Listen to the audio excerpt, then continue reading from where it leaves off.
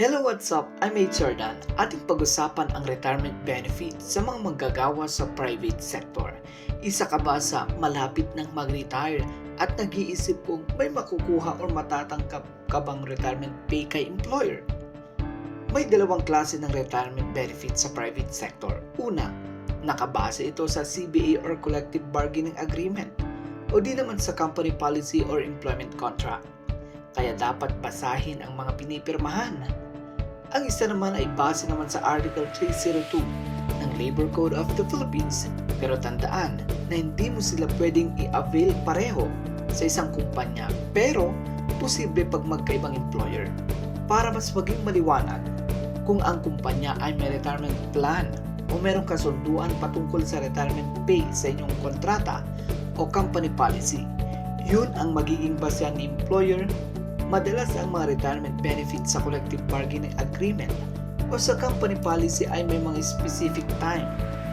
Halimbawa nito ay kung ikaw ay nakaabot ng 15 o hanggang 30 years sa serbisyo, subalit 45 or 50 years old ka pa lang, maaari ka nang maka-avail ng retirement benefits o ito yung tinatawag din na early retirement benefits.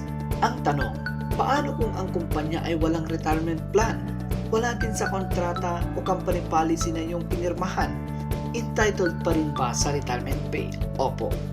Dito naman magagamit ang Article 302 ng Labor Code of the Philippines o ang tinatawag na retirement benefits na at least minimum of 5 years of service with the company at ang iyong edad ay nasa 60 to 65 years old.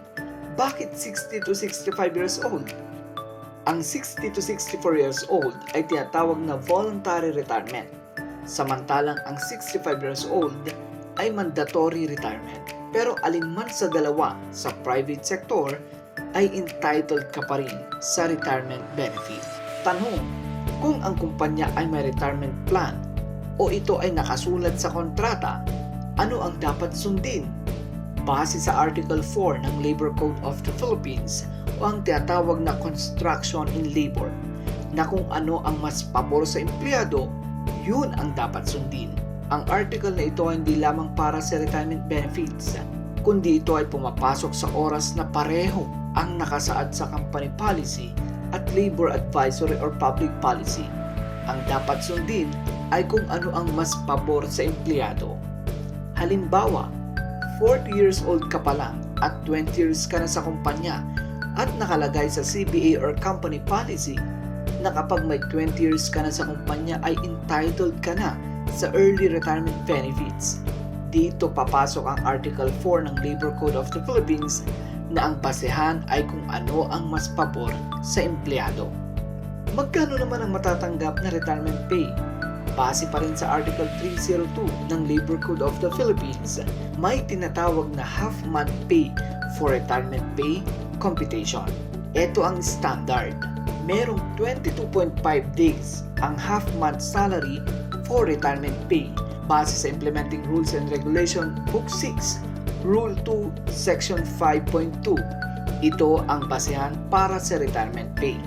Saan galing ang 22.5 days na standard basis? Unang 15 days ang kalahati ng 30 days or isang buwan na pagtatrabaho. Idagdag dito ang 5 days na Service Incentive Leave o SIL na nakasulat sa Article 95 ng Labor Code at ang panghuli ay ang 2.5 na galing naman sa 1/12 ng 13 month.